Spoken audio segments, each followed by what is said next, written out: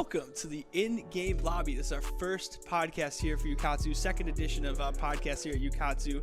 My name is Gerald Hopkins. I'm one of the social media interns, now moving a bit towards content, and I will be the main host of this little esports podcast that we're doing, a high school esports focused podcast dedicated to the high school esports that we host. But I'm not alone. Beside me on my right is not just a co-host, but a co-founder of the company, Mr. Joe That G. was smooth. Oh, I know. Wow, thank you. That was quite the introduction. Yeah, what's up, everybody? This is Joe. You've heard my voice way too many times. I'm not going to do anything else than that. Thank you, Jerry, for starting this podcast with me. Yeah, no, I'm beyond excited. To start off, I want to give us an idea of what this podcast is going to look like. If you could see this right now, my hands are moving a lot, so that's a good start. But we're going to be looking into not just the program that we are running right now, but some of the other things that pertain around League and Overwatch, the two games that we're covering at the moment. And we're going to be taking and talking to people within these programs and kind of seeing what they like to do, what they've learned from it, and how they're going to use it today, tomorrow, and maybe how they could even use it yesterday. To start, how I want to start most episodes is we talk about one thing that we all saw in the news this week, gaming related, that piqued our interest. But before I do that, I have to announce our guest, Mr. Stefan, the coach of Battle High School. I'm so glad that you're on with us. Thanks for joining us for the first episode of the In-Game Lobby. Yeah, thanks for having me on. My name's Stefan. I coach Overwatch and League of Legends. This is my first full year doing it. I got started casting League of Legends here at Ukatsu last year. So yeah, I've been around for a little while and done a few different things. But I'm super passionate about esports and gaming in general, so I'm always trying to get into whatever I can in that field. Yeah, multifaceted, for sure. Like you said, you started out casting. Yep. You did a great job with that. And then you're one of the only few coaches that I know off the top of my head that is knowledgeable enough to coach both League and Overwatch. Yeah, thank you. Yeah. It is hard to coach both games. And I'm sure if there were fighting games, you'd be able to coach that too. Yeah, I'd love to do that. Yeah, maybe someday. Yeah, you're way better than me. I'll coach the next 2K team, though. Just so you know. Any NBA teams, I got you. That's our future plans, though. But to keep out with Stefan, what was the thing that you saw this week, kind of start off, that really piqued your interest in gaming? So earlier when we were talking about it, I had said that I was going to talk about the Baldur's Gate 3 gameplay reveal because I'm a big fan of like D&D and stuff like that. But then as I was sitting here thinking, Season 3 of Dragon Ball FighterZ came out this week, and it was a huge like game-changing patch where they added multiple assists to each character.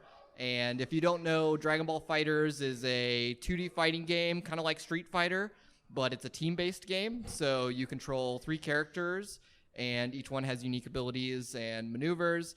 And in this most recent patch, they gave all of the characters 2 extra abilities that haven't been in the game for the last 2 years that you can choose from, along with other balance changes, and they added a new character that came out this week as well. So I've been playing as much of it as I can, but the PC version has had this really annoying bug that just kind of crashes your game every time you try to play online.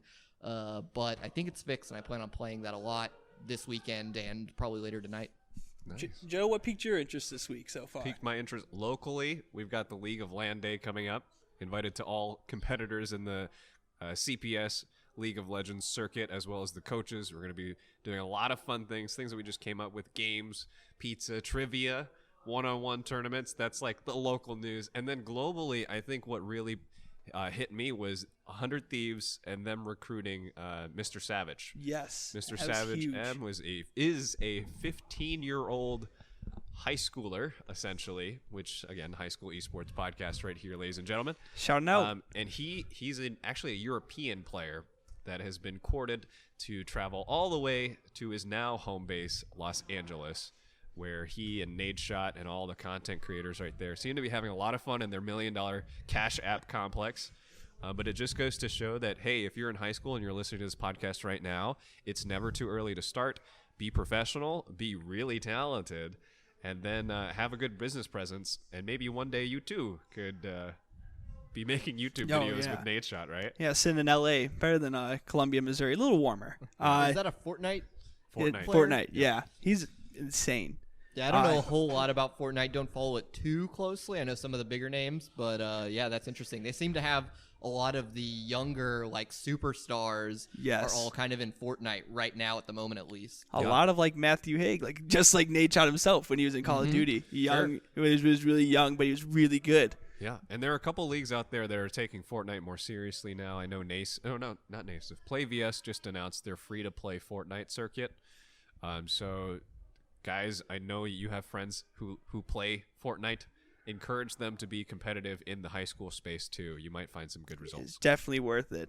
And speaking of 100 Thieves, because they're just like the center of the universe, it seems like, the thing that piqued my interest this week was Courage JD, the now streamer, former COD League caster, has his own Chipotle bowl on the Chipotle app called the Jack Courage Dunlop Bowl. It's a double chicken, extra brown rice, tomato green chili salsa, and extra roasted chili corn salsa. It's under $10, so you got that going for you. But I thought that was really interesting to see that he's now has a deal with like a big major fast food company, and like how he can grow his brand professionally. That's one of the biggest brands I think in the country is Chipotle. Yeah. So for him to be on the app and to be sponsored by them and have that going for him, that's crazy. They get a lot of advertisement from esports. Yeah, especially in the League of Legends scene. That's like all they eat for a while at least. That and TSM Myth, who's also a Fortnite player, has his own burrito on the app now too. So crazy. Just think about what would you put in your burrito or Chipotle bowl? I always go steak. White rice, I think. Double right? rice, right? Double rice, Tell yes. me you're one of those. Yeah. Yes, you have to. The rice is worth it. I do get guac. I spend the extra. So yours is like a bougie bowl. Yes, Okay. I have to. Okay, I don't go there that often for this reason because I'd be broke if I did. See, mine's like the cheapskate. Like it's worth only $7, but it's got double everything that makes it probably $12. Yeah.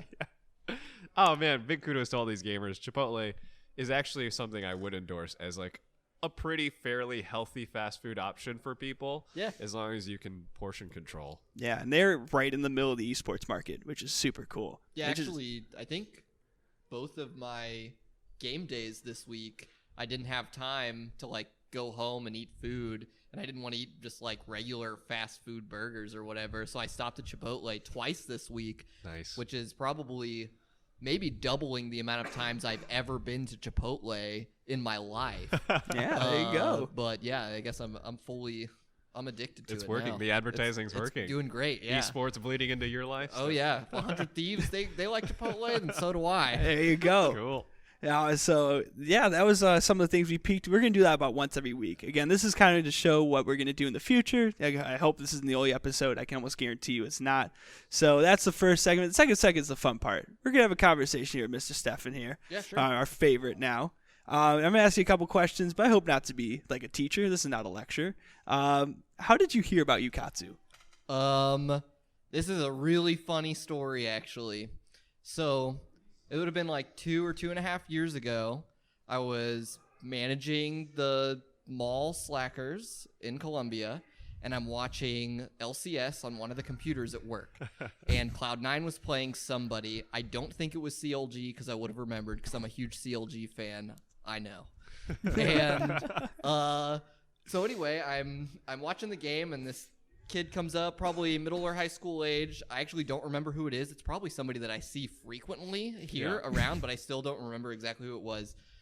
But they asked me if we had any League of Legends merch, and we did not. So I said, sorry, but I am watching the Cloud9 game if you want to come behind the counter and watch it with me for a second. So he was wearing a Ukatsu League Camp shirt, and I asked him what it was, and he explained what it was to me and mentioned that you guys thought you were getting a physical space soon. And because I think this was in the summer, it was before like August, September. You guys... It's probably summertime 2017. Yeah, something like that. And it was probably Kevin Ballistic Pengu because he's the one that shops for League of Legends plushies. Probably. I know that, Kevin, you're listening to this podcast. I shouted you out. So anyway, we started talking about Ukatsu and League, and then I asked him, I was like, well, do they do fighting games? Because I love to play fighting games, and there's not really like a traditional fighting game scene here in Columbia as much as there is a Smash scene. He said no, that he didn't know about fighting games, but he said, do you know Shinobi? And I said, no, who's that? And he said, well, he's the #1 ranked Smash player in the state. And Melee. Melee, yeah. Keep going. And so I was like, okay, no, that's really interesting. If you can get me in touch with him, that would be really cool because I'd like to, see what the scene's all about. And so I gave this kid my email address, and he told me he would give it to this Shinobi guy. Yeah. And then eventually there would be some kind of correspondence. There never was. Yeah. But then through my own just internet research, I found your guys' email address, and I emailed Joe and Ben to see if I could meet with them and see what was going on. So they invited me out to their space when they just opened it. Did a short little interview, just kind of talking about my interests and theirs. And then from there, you guys started hosting FGC nights when Dragon Ball first came out. And so me and a handful of other people would come out every Tuesday evening and play Dragon Ball. And from there, I mean, that kind of fizzled out after like a month and a half. Yeah. But FGC is great. I kept coming and trying to get involved with all the league events and stuff. And so they asked me if I wanted to cast. I said yes. I ended up casting the whole season, actually casting a lot of the games that my team that I coach now played. Like, I think I casted like almost every single battle game. Yeah. And then I casted the finals as well at Hickman, which battle was sadly not a part of. But yeah, so that's how I got my start with Ukatsu. And I mean, obviously now I know Austin as well through all of this. But it's just kind of a funny story about how I learned about Ukatsu. Yeah. So Glad to have you. Yeah, we could definitely Glad to be say here. an OG is in our presence today. Kind of. I mean, close. they've been Pretty pretty close. close. They've Early been doing days. stuff for Early a little adopter. while. Early Yeah, an early days. adopter. I definitely wanted to get my foot in the door in any way that I could. Yeah, since we're in the middle of the program, when did you start playing League? I started playing League in very early 2012. So I was like 21, and I think that I was between jobs. I had like left GameStop or gotten like they just quit scheduling me, and I was going to school like very part-time, like taking one class. And my brother had been playing League and Heroes of New Earth. He's 6 years younger than me for a really long time. And he was always telling me, dude, you got to play, you got to play, you got to play. But I never did. I played a lot of RPGs. I was playing a lot of Street Fighter 4. But MOBAs weren't really something that I was interested in. Then one day, I just downloaded it and played my first game as Blitzcrank. And Nice. just kind of never looked back. What really got me into League was actually a Lord of the Rings MOBA that was free to play on the PlayStation 3 1 month. Like, it was the PlayStation Network like free game. And we were playing it, me and my roommate, and I was like, man, this is kind of fun. Like, I just wish it was better. And that's what I talked to my little brother about it, and he was like, you just need to play League of Legends, dude. I've been telling you. And so, yeah, it's been 8-ish years now that I've been playing, and I play every day. What would you consider your main position? I played everything over those 8 years. I mean, like, for a year in each position or whatever. But recently, because of the way my Clash team kind of structured itself, and I can do whatever, I've been playing jungle and learning jungle a lot. And I used to hate jungling. Now I really love it. Like, it's maybe my absolute favorite role to play. I'm really bad at CSing now. It's just gotten worse. Probably. I think like the first couple years after I learned, I was like, okay, I'm pretty good at this. But since then, it's kind of gone downhill. So jungling, I don't really have to CS. I like the team playing communication aspects, and I like team fighting. So I think of the game with a more like strategic mind rather than like a super like 1v1 mechanical kind of mindset to it. Because I typically don't have those kinds of skills. I can do some stuff, but like Lee Sin I can play, but I'm not doing anything fancy on it, I guess, is an example to give of kind of my play style. I'm more of a supportive jungler, and I like to team fight a lot. And that's where me and my friends, at least when we play together, that's where we shine, is our team fighting and our macro play. Awesome. Yeah. That's a lot of this is beyond me. That's why I brought Joe along. Sure.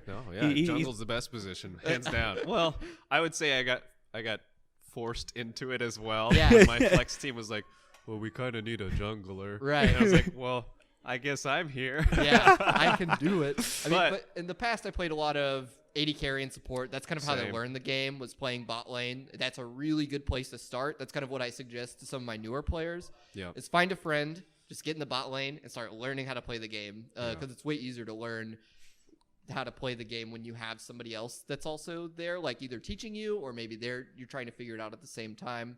Because like playing top lane can be a nightmare at the beginning. Learning how to trade in top lane it's a completely different game. Yeah.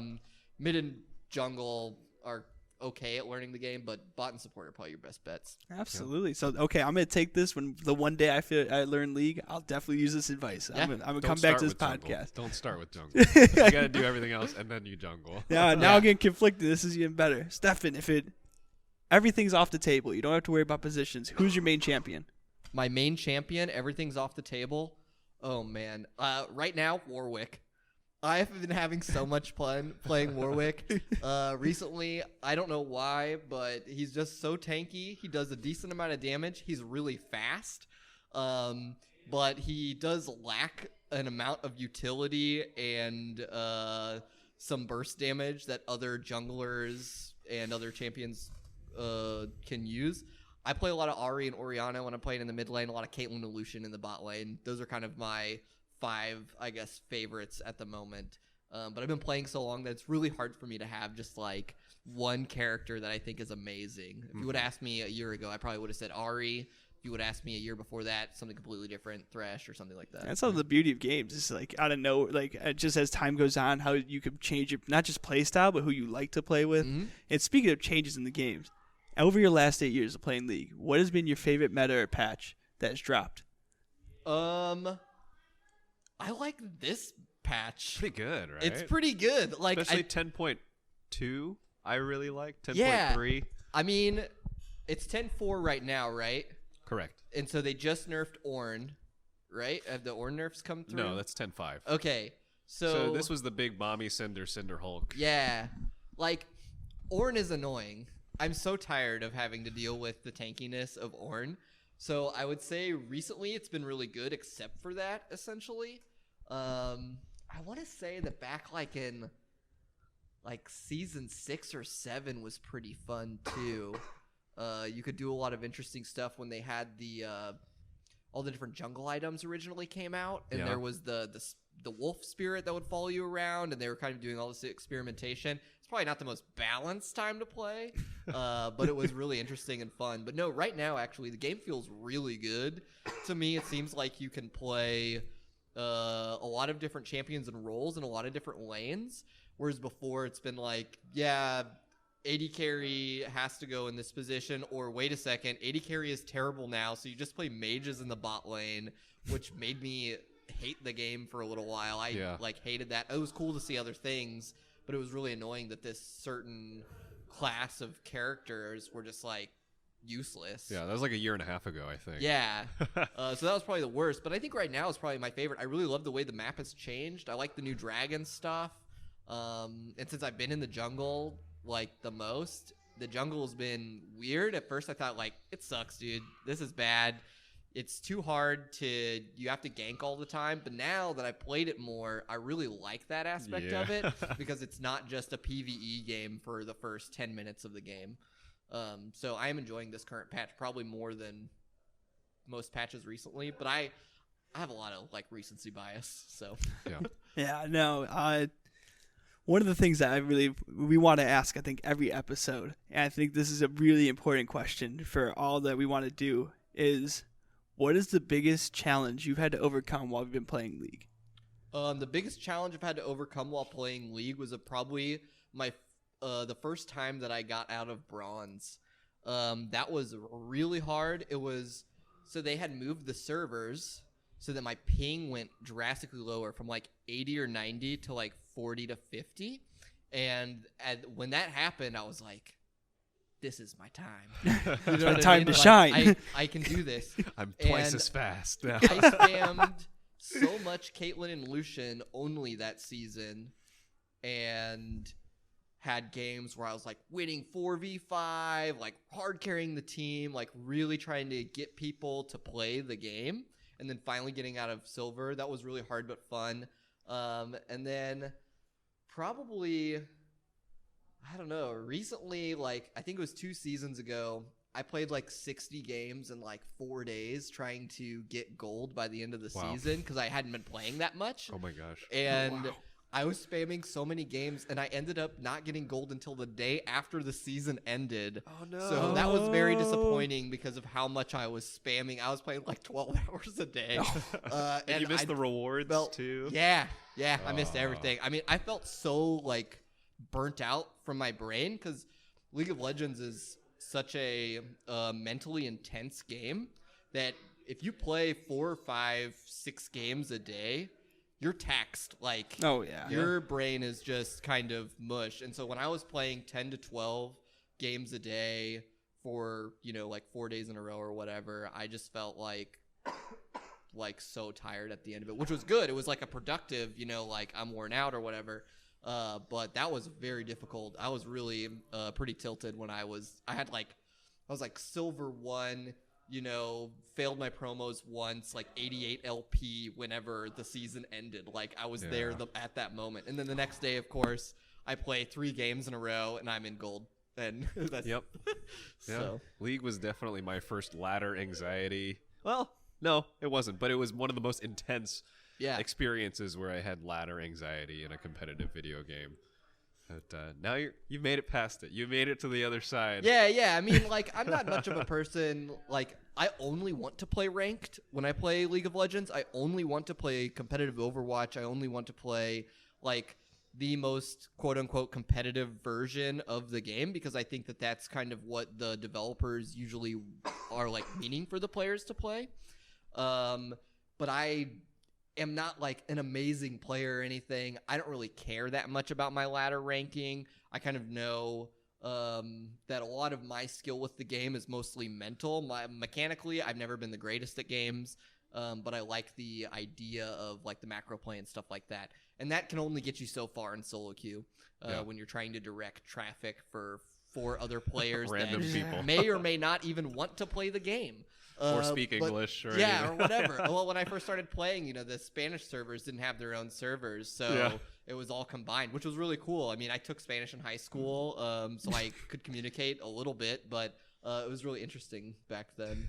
But yeah, so I don't really care too much about – I want to play competitively, but I don't care that much about my own or anyone else's rank because I think that people, especially the high school students, they really put a lot of weight on whatever rank they are.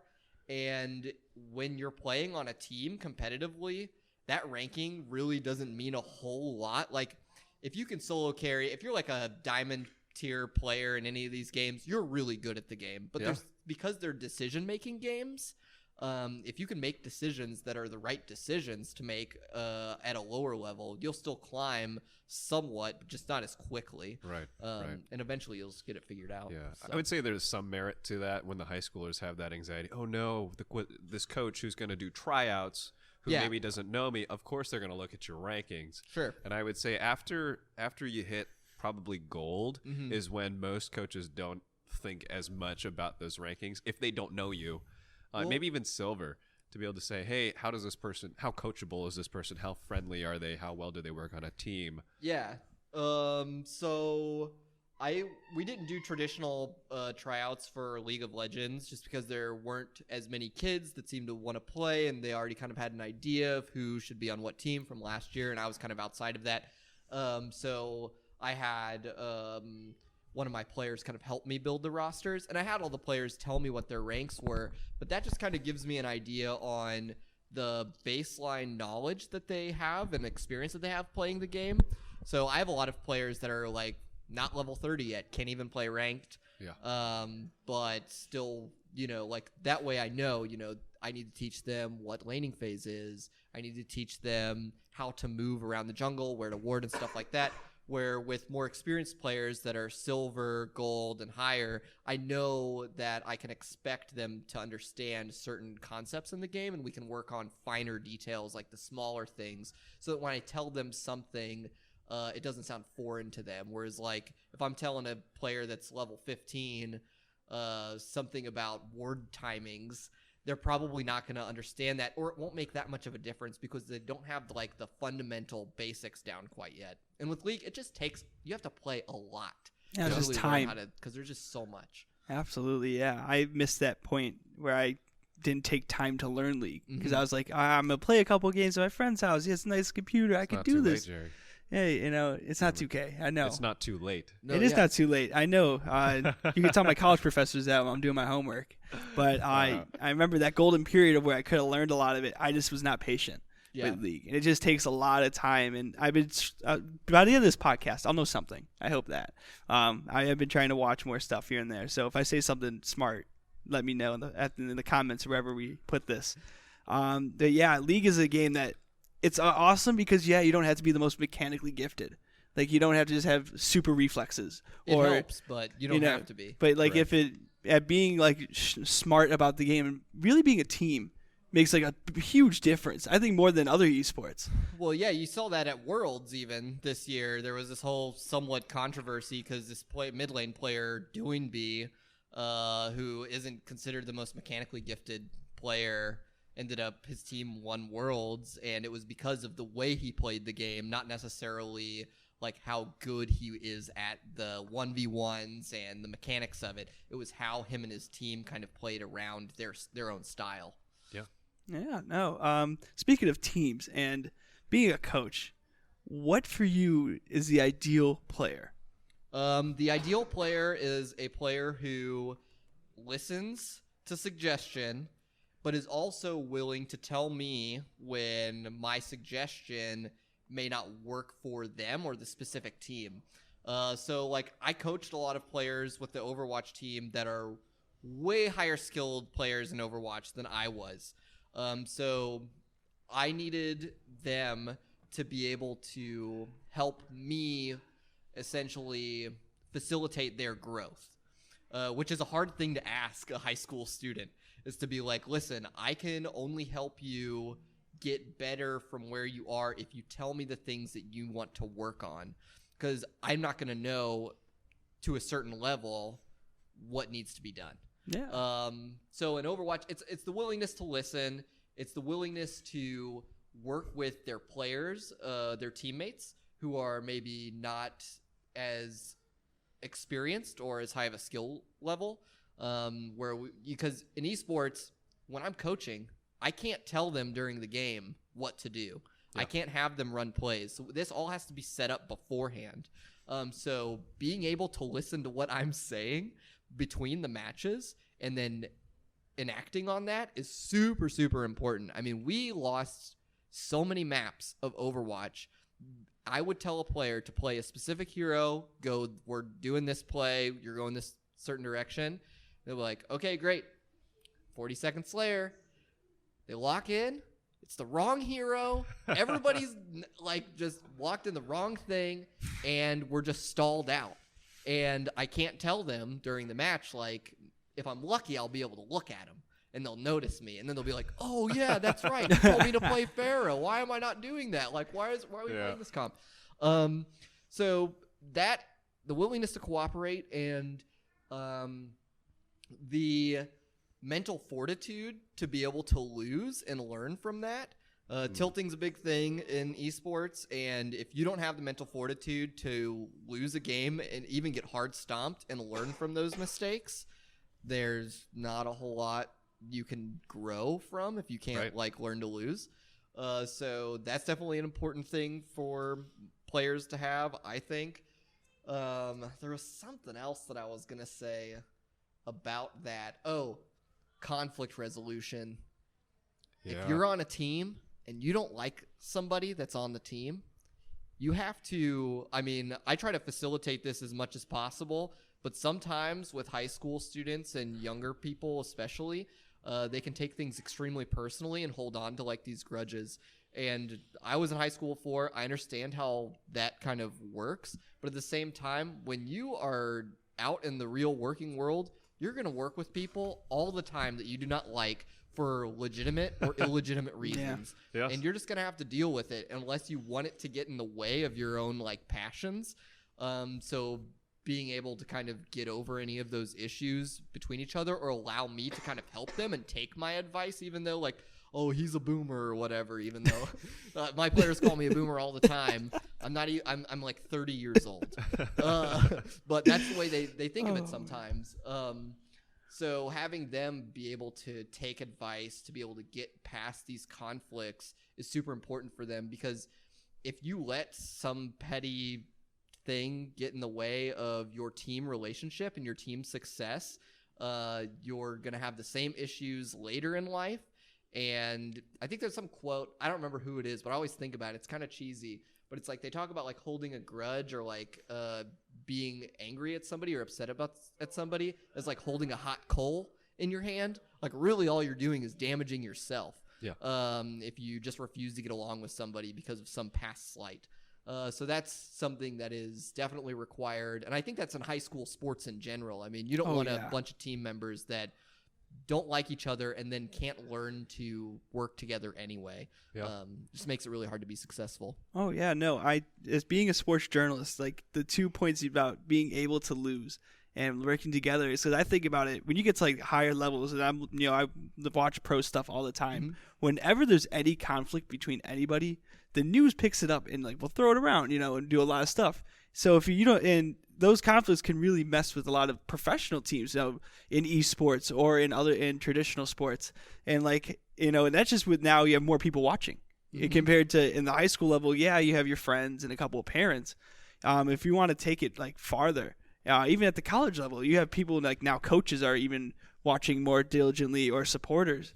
So to be able to really work to like resolve issues is something that I really love that you said that. Not just to like just be like, oh, it was a great answer, but like, well, it's definitely too partly on me to try as hard as I can and do everything I can to get those issues resolved. But at the end of the day, if a player is not going to budge on whatever the issue is, like they're going to have to get over it. Like I can't force them to do that. They're going to have to self-reflect and be able to kind of change their attitude and like realize that this experience is they like super new as far as esports goes, but it's not going to last forever. So it's like, I'm going to be on a team with this person for 2 years. Over those 2 years, you might have a problem, but likely you guys have more things in common than you do that are different.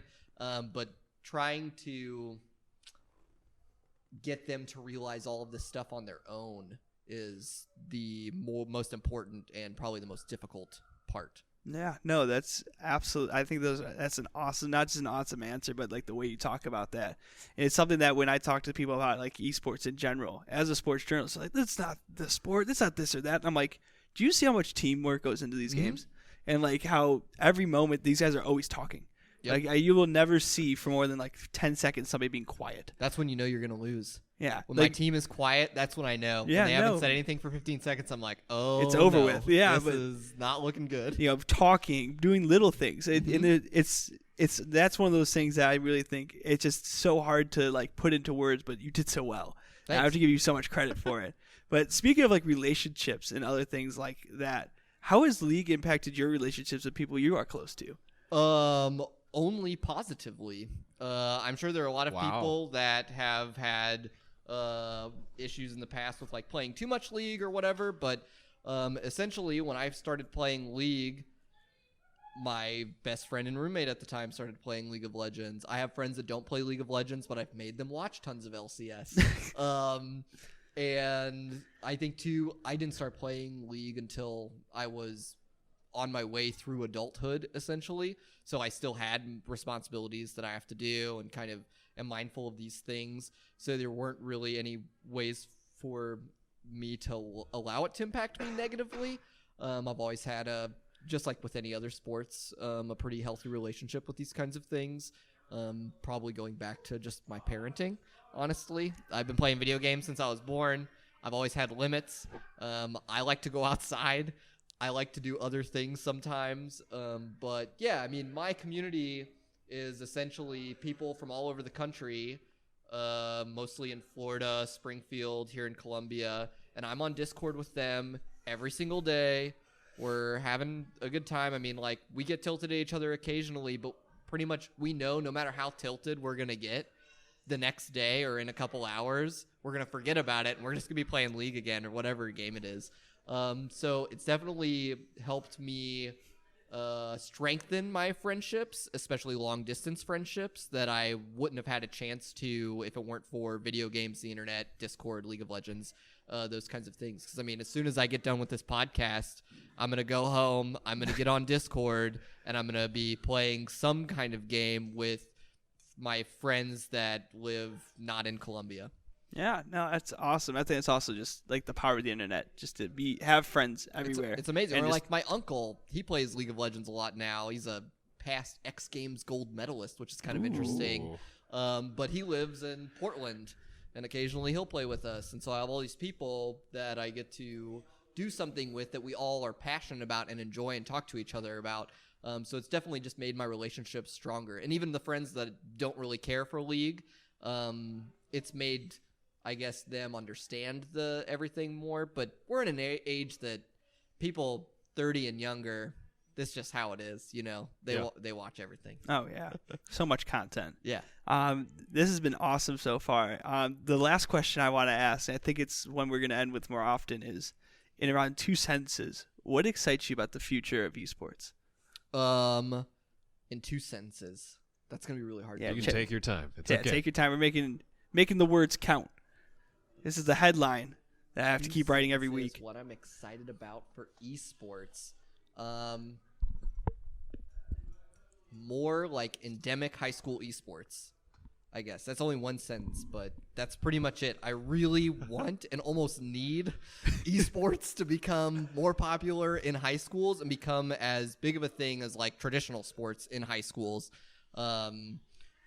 Yeah, so that's what I'm the most excited about with esports broadly. Yeah. I think we're going to wrap it up here. Do you have anything you need to plug? Go Battle High School. We won Overwatch last year. We're still the city champions. Hopefully we can We still need a jersey to run it back. put up in the case. I know. I just need to bring one. I Please talked do. to a new friend. do. She was like, yeah, just bring one of them. So I just need to run Bring one the over sometime. extra large one that Yeah. nobody's ever gonna wear. Yeah, I guess that's all I really want to plug is Battle High School Esports. We're having a rough League of Legends season right now, but Overwatch is going pretty good. Hopefully we'll be able to upset in the finals just like we did last year.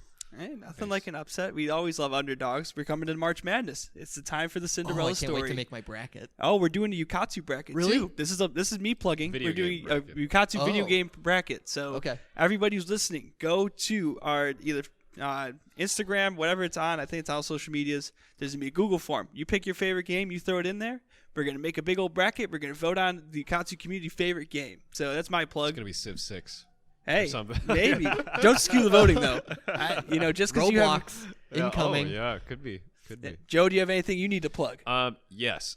League of Land Day, ladies and gentlemen. Yes, we have absolutely. budgeted in our LOL budget for CPS 2 LAN events this Sunday, March 1st from 2 p.m. to 8 p.m. will be the first of 2. There will be food, there will be fun, there will be games. Your parents are invited at 7 p.m.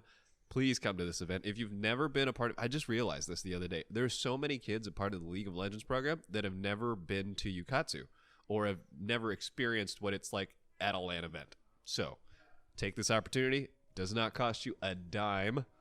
It is funded by CPS. We'll see you there. Yes, please I'll be show up there. to that. Yeah. That's going to be There's super a 1v1 fun. tournament the coaches are competing Yep, in too. I'll be in it. Root for your coach. And I might interview you because that's what I like doing.